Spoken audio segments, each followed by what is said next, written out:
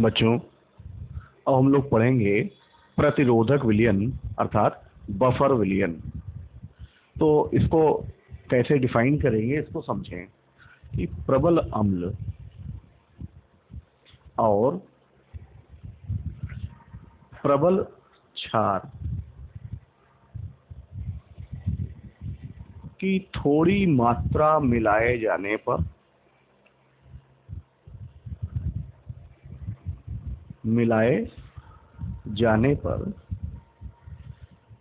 जो विलयन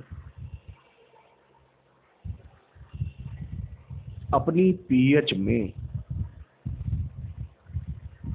परिवर्तन का प्रतिरोध करते हैं,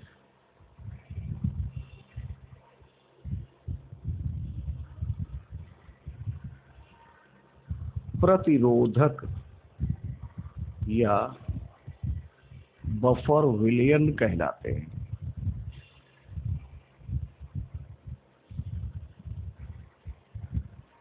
ये है इसकी परिभाषा। तो हम फिर से बोल दें, प्रबल अम्ल या प्रबल क्षार की थोड़ी मात्रा मिलाए जाने पर जो विलयन अपनी पीएच में परिवर्तन का प्रतिरोध करते हैं उन्हें प्रतिरोधक या बफर विलयन कहते हैं। ये दो प्रकार के होते हैं। पहला प्रकार है अम्लीय बफर विलयन।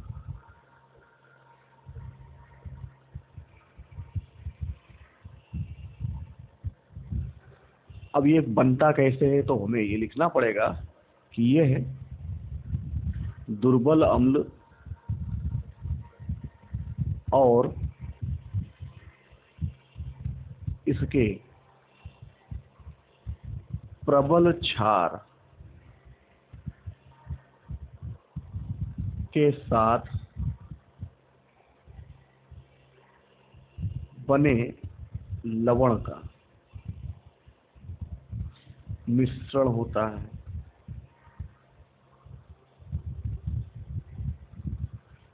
इसकी पीएच 7 से कम होती है और स्थिर रहती है।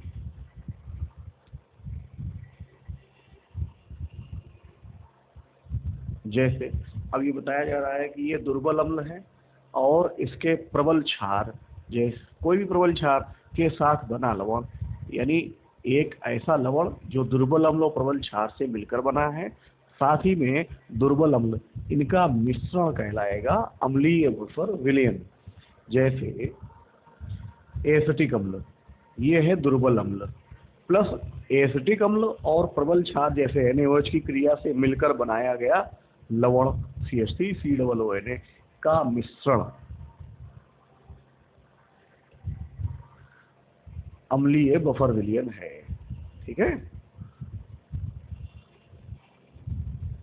क्लियर हो गया। अब दूसरा आते हैं क्षारीय बफर विलयन।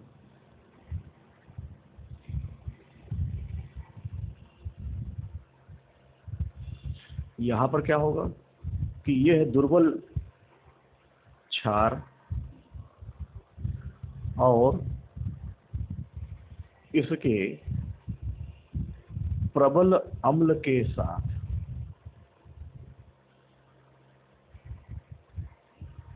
बने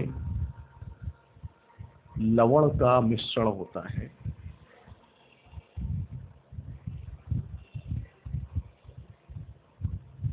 इसकी पीएच 7 से अधिक होती है और स्थिर रहती है।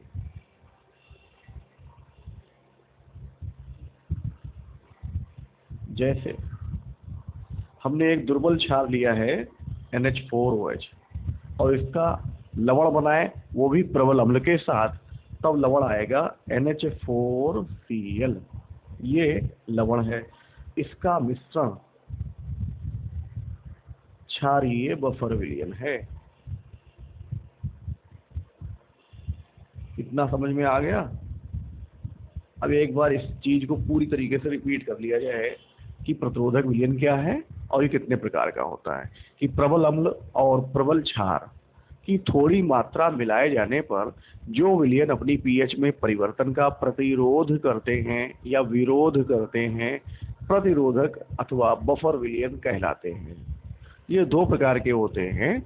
अम्लीय बफर विलयन, ये कैसे बनेगा? यह दुर्बल अम्ल और इसके प्रबल क्षार के साथ बने लवण का मिश्रण होता है। इसकी पीएच 7 से कम होती है और स्थिर रहती है। जैसे दुर्बल अम्ल है CH3COOH प्लस इसके प्रबल क्षार NaOH से क्रिया कराने पर जो लवण बनेगा उसे कहेंगे सोडियम एसीटेट CH3COONA। इसका मिश्रण अम्लीय बफर विलयन होगा। दूसरा है क्षारीय बफर विलयन। यह दुर्बल क्षार और इसके प्रबल अम्ल के साथ बने लवण का मिश्रण होता है जिसकी पीएच 7 से अधिक होती है और स्थिर रहती है। जैसे NH4OH दुर्बल क्षार है और इसका जो प्रबल अम्ल होता है HCl, उससे बना हुआ लवण बनेगा NH4Cl। इसका मिश्रण कहलाएगा क्षारीय बफर विलयन। अब हम आते हैं अम्लीय बफर विलयन की बफर क्रिया।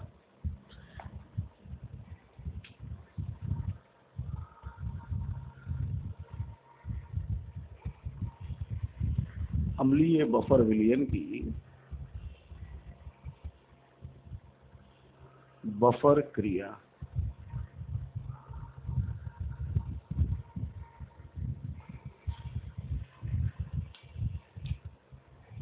बच्चों, ये हम यहाँ पर इस चीज को स्पष्ट करेंगे, समझाएंगे, और इसमें जो लिखना है वो आप लोग वीडियो को सुनकर, देखकर लिखेंगे, समझकर लिखेंगे। ठीक है? तो पहले तो हम बताएंगे इसका उदाहरण क्या है। अम्लीय बफर विलयन का उदाहरण है दुर्बल अम्ल CH3COOH और लवण जो प्रबल अम्ल क्षार से बना था वो है CH3COONA का मिश्रण। ये इसका उदाहरण है। ठीक है?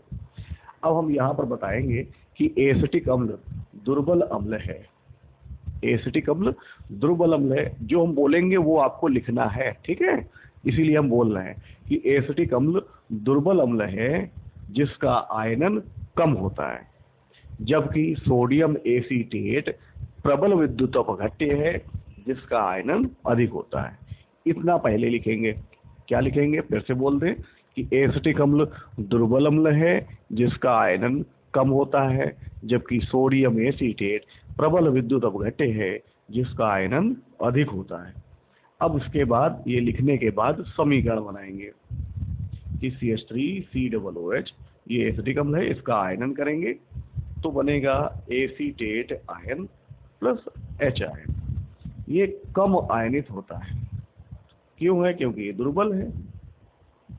अब हम सोडियम एसीटेट जो प्रबल विद्युत अपघट्य है इसका आयनन करेंगे, इससे बनेगा acetate ion plus Na ion, और ये अपने विलयन में अधिक आयनित रहता है। इतना समझ गए? हमने लिखने के बाद ये दो समीकरण बनानी है। अब इसके बाद क्या लिखा जाएगा वो हम बोल रहे हैं आपको, आप लोग ध्यान से सुनेंगे और फिर लिखेंगे कि इस विलयन का पीएच एसीटेट आयन के सम आयन प्रभाव के कारण स्थिर और 7 से कम रहता है। ठीक? सबसे पहले तो यानी समायन प्रभाव यहाँ पर आ रहा है कि नहीं आ रहा है? इससे भी एसीटेट आयन बन रहे हैं, इससे भी एसीटेट आयन बन रहे हैं, तो समान आयन की उपस्थिति के कारण दुर्बल विद्युत अपघट्य की वियोजन की मात्रा घट जाती है। ये समायन प्रभाव कहलाता है। तो हम यहाँ पर फिर से बता रहे हैं कि इस विलयन का पीएच एसीटेट आयन के समायन प्रभाव के कारण स्थिर और 7 से कम रहता है। ये दो लाइन लिख ली। इसके बाद अब क्या लिखा जाएगा, पैरा चेंज करके वो बता रहे हैं कि यदि इस विलयन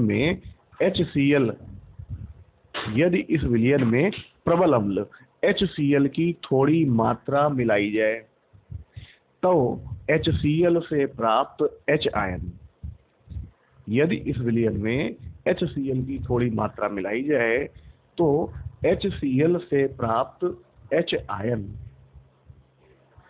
विलयन में उपस्थित एसीटेट आयन, यही तो ज्यादा मात्रा में है, ठीक है। तो HCl से प्राप्त H आयन विलयन में उपस्थित एसीटेट आयन से मिलकर कम आयनित एसिटिक अम्ल बना लेते हैं। अतः प्रबल अम्ल HCl मिलाने पर भी विलयन में H आयन की संख्या नहीं बढ़ पाती, जिससे pH मान स्थिर रहता है। क्लियर हो गया। अब हम यहाँ पर समीकरण बना रहे हैं। HCl मिलाया, इससे बना H ion plus Cl ion, ये है अधिक आयनित। इससे बहुत सारे H आयन निकलते हैं, वो H आयन विलयन में उपस्थित एसीटेट आयन से जुड़ जाते हैं, मुक्त नहीं रहते। ये एसीटेट आयन से जुड़ करके एसिटिक अम्ल बनाते हैं, और जिसका आयरन बहुत कम होता है, ठीक है। अब चूंकि पहले से ही कम आयनित है, तो विलयन में हाइड्रोजन आयन की संख्या नहीं बढ़ पाई। तो हम इस लाइन को हम फिर से बोल दें कि यदि इस विलयन में प्रबल अम्ल HCl की थोड़ी मात्रा मिला दी जाए, तो HCl से प्राप्त H आयन विलयन में उपस्थित एसीटेट आयन से मिलकर कम आयनित एसिटिक अम्ल बना लेते हैं। अतः स्पष्ट है कि इस विलयन में प्रबल अम्ल HCl मिलाने पर भी विलयन की pH में कोई परिवर्तन नहीं होता। अब इस समीकरणों को लिखने के बाद फिर नीचे हम दूसरी चीज लिखेंगे। यदि इस विलयन में प्रबल क्षार NaOH, यदि इस विलयन में प्रबल क्षार NaOH की थोड़ी मात्रा मिलाई जाए, तो NaOH से प्राप्त OH आयन विलयन में उपस्थित H आयन से मिलकर बहुत कम आयनित जल H2O के अणु बना लेते हैं। इस कारण विलयन की pH मान में कोई परिवर्तन नहीं हो पाता। अब हमने क्या मिलाया? NaOH, ये है प्रबल क्षार, इससे मिलेगा Na ion plus OH ion, ये है अधिक आयनित, अधिक आयनित। अब इससे जो OH आयन मिल रहे हैं वो विलयन में उपस्थित हाइड्रोजन आयन से मिल जाएंगे और H2O बना लेंगे, और ये भी कम आयनित होता है। हमने प्रबल क्षार इसलिए मिलाया कि विलयन में H आयन खत्म हो जाए, ठीक। लेकिन यहाँ पर जितने H आयन पहले थे उतनी ही संख्या दोबारा से H2O के आयन से प्राप्त हो जाती है। अर्थात विलयन में हाइड्रोजन आयन का सांद्रण नहीं बदल पाता, जिससे pH में नहीं बदल पाती। अब हम इस पूरे को एक बार फिर से बोल रहे हैं, इसको ध्यान से सुनिएगा और फिर लिखने की कोशिश करिएगा। सबसे पहले तो उदाहरण लिख लिया, और फिर क्या बोलेंगे? एसिटिक अम्ल दुर्बल अम्ल है जिसका आयरन कम होता है, जबकि सोडियम एसीटेट प्रबल विद्युत अपघट्य है जिसका आयरन अधिक होता है। इसके बाद ये दो समीकरण लिखेंगे। उसके बाद क्या लिखेंगे कि इस विलयन का pH एसीटेट आयन के सम आयन प्रभाव के कारण स्थिर और 7 से कम रहता है। अब इसके बाद क्या लिखेंगे? यदि इस विलयन में प्रबल अम्ल HCl की थोड़ी मात्रा मिलाई जाए, तो HCl के आयन से प्राप्त H आयन विलयन में उपस्थित एसीटेट आयन से मिलकर बहुत कम आयनित एसिटिक अम्ल बना लेते हैं, ठीक है।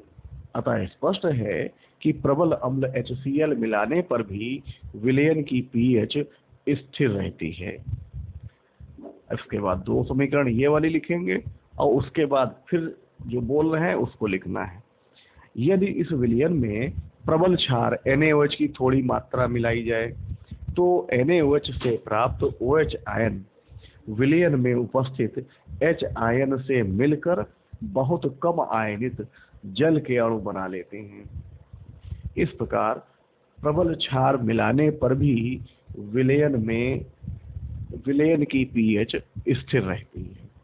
अब इतना सबको समझ में आ गया। अब बच्चों आएंगे क्षारीय बफर विलयन की बफर क्रिया। अब हमें इसका उदाहरण देखना है। हमने आपको उदाहरण बताया भी था कि NH4OH दुर्बल क्षार है और NH4Cl इसके साथ प्रबल अम्ल की क्रिया द्वारा बना लवण है का मिश्रण। ये हमने क्षारीय बफर विलयन का उदाहरण ले लिया। अब इसमें क्या लिखना है वो आप समझ लीजिए कि NH4OH एक दुर्बल क्षार है जिसका आयनन बहुत कम होता है, जबकि NH4Cl एक प्रबल विद्युत अपघट्य है जिसका आयनन अधिक होता है। ये लिखेंगे, उसके बाद समीकरण बनाएंगे। NH4OH इसका आयनन करेंगे NH4 प्लस OH माइनस, ये हो जाएगा कम आयनित। इसके बाद NH4Cl ये प्रबल विद्युत अपघट्य है, इसको आयनित करेंगे तो बन जाएगा NH4 प्लस Cl माइनस, ये हो जाएगा अधिक आयनित। इतना समझ गए। अब हमें इसके बाद क्या लिखना है कि इस विलयन की pH NH4 आयन के सम आयन प्रभाव के कारण स्थिर और 7 से अधिक रहती है। क्या लिखेंगे? इस विलयन की pH NH4 आयन के सम आयन प्रभाव के कारण स्थिर और 7 से अधिक रहती है। इतना लिखने के बाद फिर पैरा चेंज करके क्या लिखेंगे, ये देखें। यदि इस विलयन में प्रबल अम्ल HCl की थोड़ी मात्रा मिलाई जाए तो HCl से प्राप्त H आयन विलयन में उपस्थित OH आयन से मिलकर बहुत कम आयनित जल के अणु बना लेते हैं, जिससे विलयन के pH मान पर कोई प्रभाव नहीं पड़ता। अब हमने क्या मिलाया? HCl, इससे मिला H आयन Cl आयन, ये भी अधिक आयनित है और ये H आयन विलयन में उपस्थित OH आयन से मिलेगा तब बन जाएगा H2O, तो ये कम आयनित है और इसके कम आयनन से विलयन में H आयनों की संख्या पर कोई प्रभाव नहीं पड़ा, जिससे pH मान स्थिर रही। तो हम यहाँ पर क्या लिखेंगे, हम फिर से बोल दें। यदि इस विलयन में प्रबल अम्ल HCl की थोड़ी मात्रा मिलाई जाए तो HCl से प्राप्त H आयन विलयन में उपस्थित OH आयन से मिलकर बहुत कम आयनित जल बना लेते हैं, जिससे विलयन की pH मान पर कोई प्रभाव नहीं पड़ता। फिर ये समीकरण लिखने के बाद इसके नीचे फिर से हम कुछ लिखेंगे। क्या लिखेंगे कि यदि इस विलयन में प्रबल क्षार NaOH की थोड़ी मात्रा मिला दी जाए तो NaOH से प्राप्त OH आयन विलयन में उपस्थित NH4 आयन से मिलकर बहुत कम आयनित NH4OH बना लेते हैं। फिर से बोले, यदि इस विलयन में प्रबल क्षार NaOH की थोड़ी मात्रा मिलाई जाए तो NaOH से प्राप्त OH आयन विलयन में उपस्थित NH4 आयन से मिलकर बहुत कम आयनित NH4OH बना लेते हैं, जिससे विलयन की pH मान पर कोई प्रभाव नहीं पड़ता। अब हमने यहाँ NH4OH लिया, नहीं NaOH लेंगे, प्रबल क्षार, इसके आयनन से OH आयन मिले जो अधिक आयनित है